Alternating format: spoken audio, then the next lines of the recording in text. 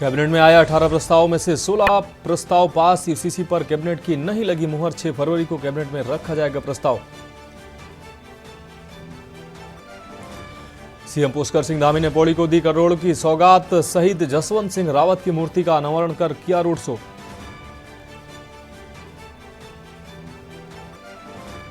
BJP का गांव चलो अभियान। 11,729 बूथों पर रात्रि विश्राम करेंगे विधायक से लेकर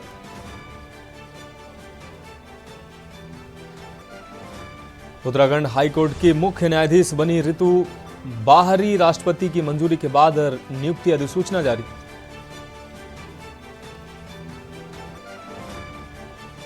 बर्फबारी से गंगोत्री हाईवे बंद।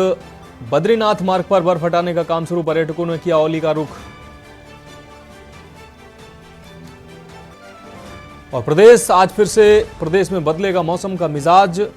आज और कल बारिश और बर्फबारी का अनुमान। ओलावृष्टि होने की भी संभावना। आप देख रहे हैं के न्यूज, खबरों का सारथी। नमस्कार, उत्तराखंड की खबरों के साथ मैं हूं मनोज मानस। और अब खबरें विस्तार से। नगर पंचायत क्षेत्र के अंतर्गत आने वाले सभी वार्ड में कूड़े का ढेर बना हुआ है। नगर पंचायत के कर्मचारी पहाड़ों की सफाई को लेकर सुस्त नजर आ रहे हैं। नगर पंचायत के सभी वार्डों में गंदगी का अंबार लगा हुआ है, जबकि अधिकारी सख्त निर्देश देते हैं अगर सफाई नहीं होगी तो कार्रवाई होगी, लेकिन अधिकारियों के निर्देश का असर होता नहीं दिखाई देता। आपको बता दें, दिनेशपुर नगर वार्ड पंचायत जो 9 नंबर वार्ड अपर जिला अधिकारी के देखरेख में चल रहा है। वर्तमान समय में नगर पंचायत जिला प्रशासन के हाथ में कोई भी जनप्रतिनिधि नहीं है, जिस कारण से कर्मचारी हावी होते नजर आ रहे हैं। नगर में सफाई व्यवस्था सही नहीं हो रही है। सभी वार्डों में नाली की सफाई, गंदगी। 15 दिन से कूड़ा उठाने वाला कोई नजर नहीं आ रहा है। स्थानीय लोगों में काफी आक्रोश भी इसको लेकर बना हुआ है।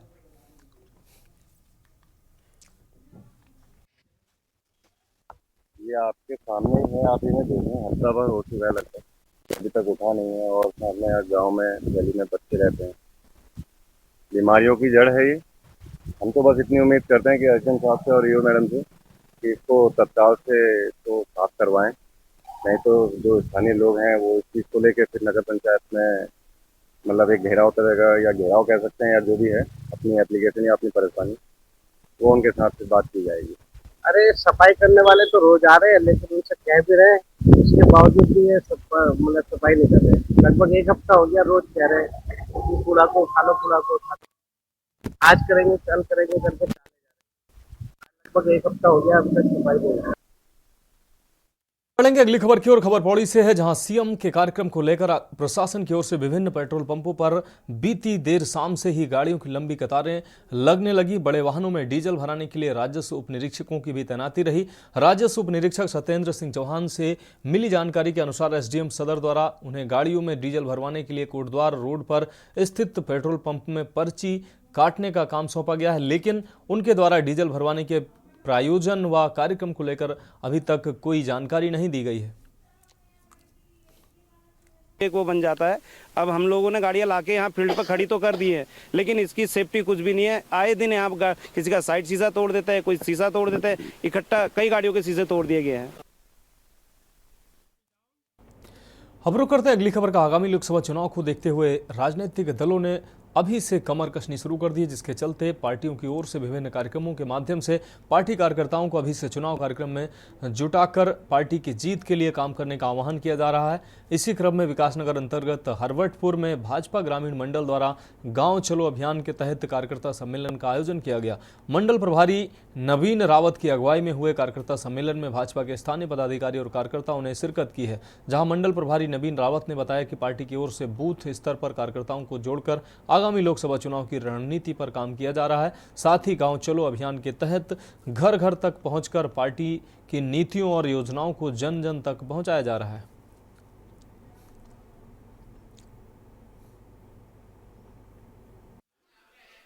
आगामी लोकसभा चुनाव को देखते हुए हमारे राष्ट्रीय नेतृत्व द्वारा जो है ये कार्यक्रम दिया गया है, गांव चलो अभियान। इस गांव चलो अभियान के अंतर्गत हमारे प्रदेशी कार्यशाला भी हो चुकी है, जिले कार्यशाला हो चुकी है, अब ये मंडलों की कार्यशाला चल रही है। उसके निमित्त आज हरवटपुर मंडल में जो है आज हमें इस कार्यशाला कार्यकर्ताओं की करने का मौका मिला है। यहाँ जो बूथों पर करने काट रहे हैं, घर घर जाके जो लोगों को सरकार की योजनाओं के बारे में जानकारियाँ देनी है, राज्य सरकार और केंद्र सरकार की योजनाओं की जानकारी देनी है, वो घर घर तक पहुंचानी है हमें। ये इसमें मुख्य बिंदु ये रहेगा। और आज हमने टीमों का गठन किया है। ये टीमें आगामी 9 से लेकर 11 फरवरी तक जो है अपने अपने बूथों पर जाकर, अपने अपने मोहल्लों में जाकर, घर घर जाकर जो है घर घर जाकर ये समझाएंगी।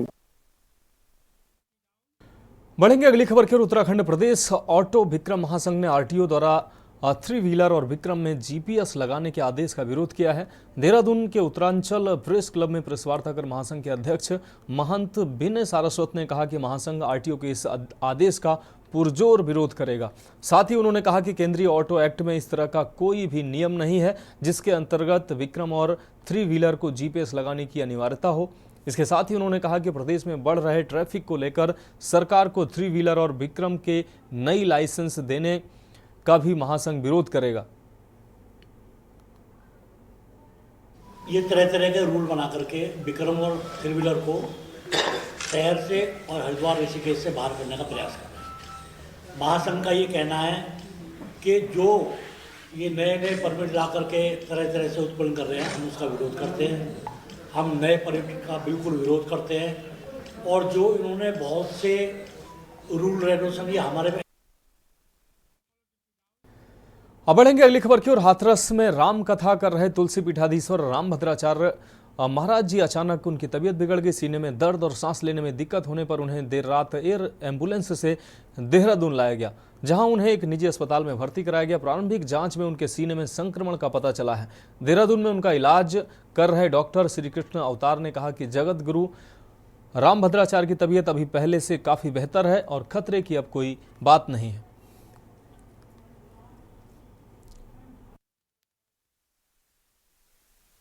परम श्रद्धेय स्वामी श्री राम भद्राचार्य जी जगत गुरु तुलसी पीठाधीश्वर कल रात को आगरा से यहाँ पर एयरलिफ्ट किए गए। अब उनका स्वास्थ्य काफ़ी बेहतर है। उनकी छाती में संक्रमण की इन्फेक्शन की समस्या थी और उसकी वजह से उनका सांस फूल रहा था और सीने में दर्द था। अब उनका स्वास्थ्य काफ़ी पहले से बेहतर है। खतरे की कोई बात नहीं है। वो देर विश्राम कर रहे हैं और हमारे डॉक्टरों की टीम उन पर उनके स्वास्थ्य पर लगातार नजर रखे हुए हैं। कुल मिलाकर कोई भी चिंता वाली बात नहीं। अब बढ़ेंगे अगली खबर की ओर। खबर लक्सर से है, जहां भाजपा के राष्ट्रीय सह कोषाध्यक्ष एवं राज्यसभा सांसद नरेश बंसल के जन्म दिवस पर लक्सर के भाजपाइयों ने रक्तदान शिविर का आयोजन किया है। शिविर का शुभारंभ भाजपा के पूर्व जिलाध्यक्ष डॉक्टर जसपाल ने किया है। इस मौके पर लक्सर व्यापार मंडल अध्यक्ष अतुल गुप्ता सहित 35 लोगों ने रक्तदान भी किया तथा नरेश बंसल की दीर्घायु की कामना की है। पूर्व जिलाध्यक्ष डॉक्टर जयपाल ने कहा कि रक्तदान का हम जाने अनजाने में एक दूसरे से खून का रिश्ता कायम करते हैं।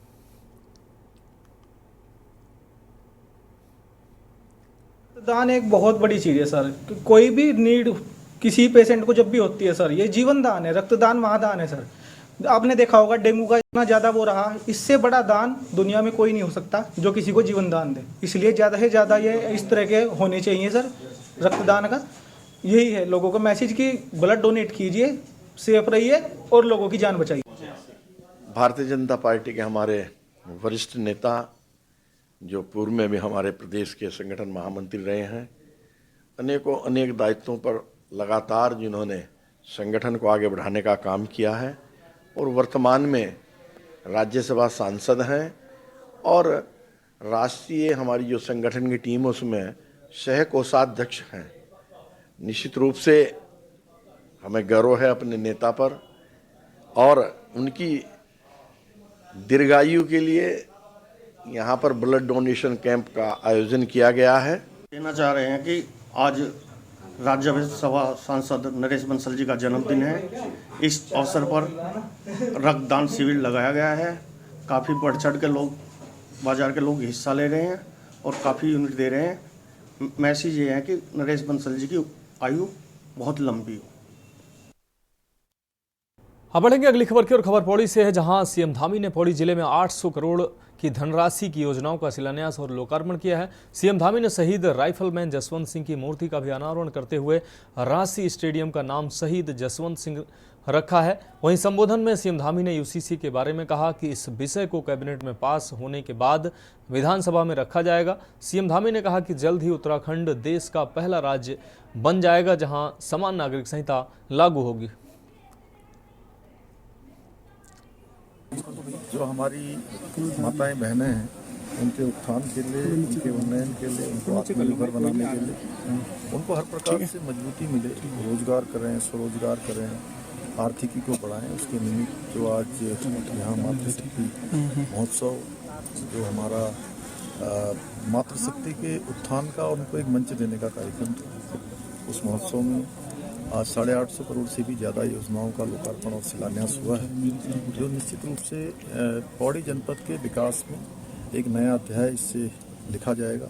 विकास आगे बढ़ेगा, तेज़ी से यहाँ की चीज़ें आगे बढ़ेंगी। और दो आज बहुत ऐतिहासिक काम हुए हैं जिन्होंने भारत माता की रक्षा के लिए हमेशा अपने को लगाया, अपना सर्वोच्च बलिदान दिया है, बाबा जसवंत सिंह।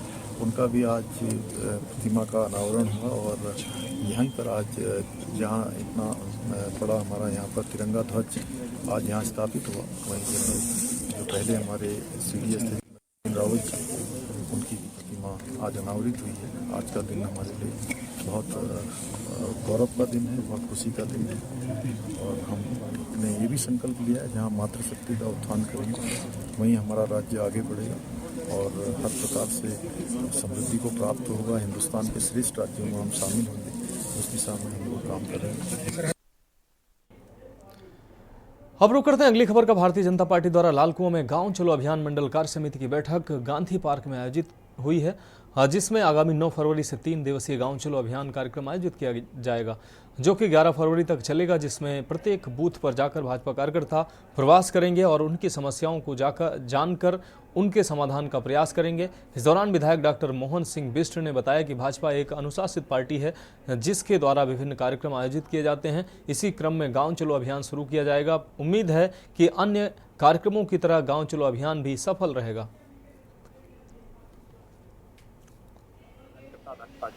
कार्यक्रम हमारे चलते रहते हैं। इसी निमित्त अभी एक बहुत बड़ा बृहत अभियान भारतीय जनता पार्टी का आया है। इसके निमित्त गांव चलो अभियान, जो कि हमारे इसकी कार्यशाला प्रदेश स्तर पर हुई और उसके बाद हमारे जिले स्तर पर भी 30 तारीख को कार्यशाला संपन्न हुई और आज प्रत्येक मंडलों की कार्यशाला की जो क्रम चल रहा है उसी क्रम मंडल इस कार्यशाला में बैठे, जिसमें कि हमारे सभी सम्मानित इस मंडल के पदाधिकारीगण, मंडल पर निवास करने वाले हमारे जो वरिष्ठ जन हैं, इनके साथ हमने बैठ करके एक रचना योजना बनाई है, जिसके निमित्त एक बहुत जो हमारा कार्यक्रम है प्रत्येक गाँव तक, प्रत्येक बूथ तक पहुंचने का जो कार्यक्रम है वो कार्यक्रम आज से शुरू हो जाएगा। जनता पार्टी के विभिन्न कार्यक्रम समय समय पर कार्यकर्ताओं के मध्य में बात जाना, उनके साथ बैठना, उनकी योजनाओं को सुनना, अपनी योजनाओं को बताना, इस तरह के तमाम कार्यक्रम समय समय पर चलते रहते हैं। आज इसी कड़ी में गांव चलो अभियान के लालकुआं मंडल की कार्यशाला का आयोजन हुआ, जिसमें यहाँ के सभी कार्यकर्ताओं ने माननीय जिलाध्यक्ष जी के द्वारा निर्देशित किया गया, उनको संबोधित किया गया, उनको आवश्यक निर्देश दिए गए और 9, 10, 11 को जो पार्टी का 9, 10, 11 फरवरी को जो पार्टी का गांव चलो अभियान होने वाला है, उसके निमित्त कार्यकर्ताओं को आवश्यक निर्देश दिए गए। तो उत्तराखंड की खबरों में वक्त एक ब्रेक का है, जल्द हाजिर होंगे। ब्रेक के बाद उत्तराखंड की खबरों में एक बार फिर से आपका स्वागत है। अब रुक करते हैं अगली खबर का। उत्तराखंड के रुड़की में यूसीसी को लेकर लोगों में तरह तरह की भ्रांतियां और भ्रम की स्थिति बनी हुई है। उत्तराखंड सरकार जल्द ही यूनिफॉर्म सिविल कोड लागू करने जा रही है, जिसको लेकर लोगों ने प्रतिक्रियाएं भी दी हैं। मुस्लिम समाज के लोगों का कहना है कि हम सरकार के साथ हैं, लेकिन शरीयत के खिलाफ कोई काम नहीं करेंगे। वहीं कारी नसीम ने कहा कि हम हिंदुस्तानी हैं और यहाँ के कानून की हम इज्जत करते हैं और उसी के अनुसार हम जिंदगी भी गुजारेंगे, लेकिन अगर सरकार इस्लाम या शरीयत के खिलाफ लेकर चलना चाहेगी तो ये हमें कतई मंजूर नहीं होगा। यहाँ सभी धर्म के लोग रहते हैं और सभी को अपने धर्म के अनुसार रहने का हक दिया है। वहीं अंतर्राष्ट्रीय शायर अफजाल आपको बता दें, अफजल मंगलौरी ने कहा कि यूसीसी सिर्फ मुसलमान के लिए नहीं है, इसमें हिंदू, मुस्लिम, सिख, ईसाई सभी समाज के लोग इसके दायरे में आएंगे। इसमें घबराने की ज़रूरत नहीं है। इसका कुछ लोगों के द्वारा गलत प्रचार किया जा रहा है। कारी नसीम का कहना है कि सरकार जो कानून बनाती है सभी को ध्यान में रखकर बनाती है, लेकिन सरकार से गुजारिश है कि जो कानून बनाए जा रहे हैं इस्लाम और शरीयत के खिलाफ ना हो।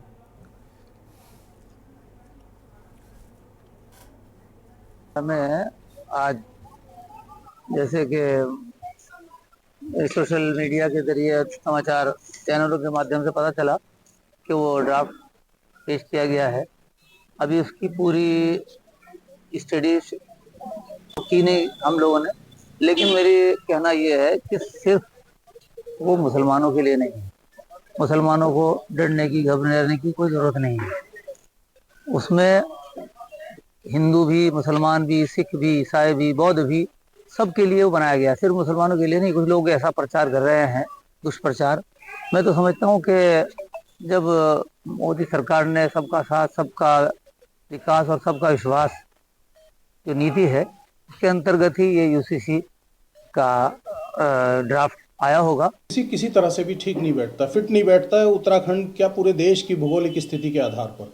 हमारा देश जो है वो अलग अलग तरह के लोग, भिन्न भिन्न तरह के लोग, भिन्न भिन्न मजहब के लोग, अलग अलग जातियों के लोग, अलग अलग धर्मों के लोग, ये तमाम लोगों को आज़ादी से जीने का हक है इस भारत देश के अंदर। हमारी उस आज़ादी को छीनने की एक कोशिश की जा रही है यूसीसी के माध्यम से। और मैं तो ये कहना चाहूँगा कि हमारे देश और प्रदेश की सरकार एक धर्म विशेष को खुश करने के लिए और एक धर्म विशेष को निशाना बनाने के लिए यूसीसी लाने की कोशिश कर रही है, जबकि ये यूसीसी जो है वो उन लोगों के लिए भी नुकसानदेह होगा। आने वाले समय में वो देखेंगे जो आज धर्म विशेष को खुश करने के लिए लाया जा रहा है। देखो भाई, हम हिंदुस्तानी हैं और हम इस मुल्क के एक एक कानून की इज्जत और एहतराम करते हैं, उसी के मुताबिक अपनी जिंदगी गुजारेंगे। लेकिन अगर सरकार या कोई सरकार के आला अफसर या कोई भी हो, अगर मजहब इस्लाम में और नबी करीम सल्लल्लाहु अलैहि वसल्लम की शरीयत के खिलाफ अगर हमें लेकर चलना चाहेगी तो वो हमें किसी भी हालत में मंजूर नहीं है। यहाँ के सेकुलर निज़ाम है और यहाँ की सरकार ने हमें ये इख्तियार हर मजहब को दिया है कि वो अपनी अपनी शरीयत के मुताबिक कानून पर अमल करें। अब बढ़ेंगे अगली खबर की ओर। उत्तराखंड प्रदेश ऑटो एवं विक्रम महासंघ ने आरटीओ द्वारा 3 व्हीलर और विक्रम में जीपीएस लगाने के आदेश का विरोध किया है। देहरादून के उत्तरांचल प्रेस क्लब में प्रेस वार्ता कर महासंघ के अध्यक्ष महंत विनय सारस्वत ने कहा कि महासंघ आरटीओ के इस आदेश पर पुरजोर विरोध करेगा। साथ ही उन्होंने कहा कि केंद्रीय ऑटो एक्ट में इस तरह का कोई नियम ही नहीं है जिसके अंतर्गत विक्रम और 3 व्हीलर को जीपीएस लगाने की अनिवार्यता हो। इसके साथ ही उन्होंने कहा कि प्रदेश में बढ़ रहे ट्रैफिक को लेकर सरकार को 3 व्हीलर और विक्रम के नए लाइसेंस देने का भी महासंघ विरोध करेगा। ये तरह के रूल बना करके विक्रम और 3 व्हीलर को शहर से और हरिद्वार ऋषिकेश से बाहर करने का प्रयास कर रहे हैं। महासंघ का ये कहना है कि जो ये नए परमिट ला करके तरह से उत्पन्न कर रहे हैं, हम उसका विरोध करते हैं। हम नए परमिट का बिल्कुल विरोध करते हैं। अब रुक करेंगे अगली खबर का। 5 फरवरी से विधानसभा का सत्र शुरू हो रहा है जो 8 फरवरी तक चलेगा। वहीं विधानसभा सत्र को लेकर देहरादून पुलिस प्रशासन ने कमर कस ली है। आपको बता दें कि एसएसपी देहरादून में तमाम क्षेत्राधिकारियों के साथ बैठक की है और उनको सुरक्षा के पुख्ता इंतजाम करने के निर्देश दिए हैं। वहीं पुलिस फोर्स को ब्रीफ भी किया गया है। इस बार विधानसभा में एंट्री करना आसान नहीं होगा। संसद में असामाजिक तत्वों के घुसने के बाद विधानसभा में भी अब सख्ती बढ़ा दी गई है। देहरादून एसएसपी अजय सिंह ने जानकारी देते हुए बताया कि इस बार विधानसभा सत्र में बिना पास के किसी को एंट्री नहीं मिलेगी, फिर चाहे वह कर्मचारी हो या मीडिया कर्मी। ये 5 तारीख से विधानसभा का स्पेशल सेशन आहूत किया गया जो 3 दिन के लिए संभावित है। इसको देखते हुए चूंकि इसमें यूसीसी बिल को लेकर एक चर्चा होने की बात आ रही है, इसमें विधेयक भी पास होने की बात है। इसको देखते हुए सुरक्षा व्यवस्था को लेकर चूंकि बहुत ही महत्वपूर्ण जो है विधेयक पास होना है और उसमें चर्चा भी होनी है, तो इसकी सुरक्षा को देखते हुए आउटर इनर कॉर्डन जो हमारा रहता है उसको और सुदृढ़ किया गया है। बाहर से भी इसमें राजपत्रित अधिकारियों के करीब 12 अधिकारियों को इसमें लगाया गया है। साथ ही साथ इस दौरान जब भी सत्र होता है तो कहीं ना कहीं धरना प्रदर्शन जुलूस के माध्यम से भी लोग पहुंचते हैं, तो उसको देखते हुए चारों तरफ बैरियर्स लगाकर उस पर ड्यूटियाँ लगाई गई हैं। साथ ही लोकल इंटेलिजेंस यूनिट को भी अलर्ट किया गया है और खासकर इस तरह के लोग जो उनके पास पासेस नहीं है या अंदर जाना चाहते हैं, बिना पास के किसी को भी अनुमति नहीं होगी और सभी की इसमें चेकिंग फ्रिस्किंग के उपरांत ही सबको प्रवेश दिया जाएगा। अब बात करेंगे अगली खबर के। रुड़की पुलिस ने जोगिंदर हत्याकांड का खुलासा करते हुए मृतक के पुत्र समेत 6 आरोपियों की गिरफ्तारी की है। हत्या की साजिश मृतक के बेटे ने ही रची थी और अपने दोस्तों से वारदात को अंजाम दिलवाया था। आरोपियों के पास से घटना में इस्तेमाल किया गया हथियार, एक कार और बाइक भी बरामद की गई है।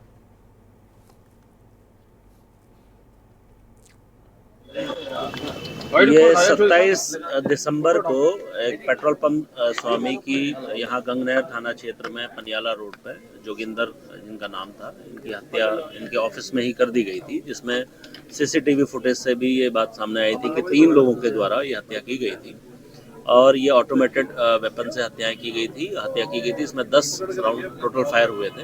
पुलिस ने इस मामले को संज्ञान में तुरंत लिया था और लगातार हम लोग इसमें अलग अलग टीमें वर्क कर रही थी। आज इसमें टोटल 6 लोगों की अरेस्टिंग हुई है, जिसमें जो मुख्य आरोपी है वो अनुराग, हत्या हुई थी, उनके पुत्र के द्वारा ये हत्या करवाई गई थी और इसका पीछे मास्टरमाइंड भी अनुराग ही था। उसके द्वारा प्रिंस खटाना नाम के एक व्यक्ति से संपर्क किया गया था जिसने ये बदमाश उपलब्ध कराए थे। तो उत्तराखंड की खबरों में अभी मेरे साथ इतना ही। मुझे दीजिए इजाजत और आप देखते रहिए के न्यूज़ इंडिया।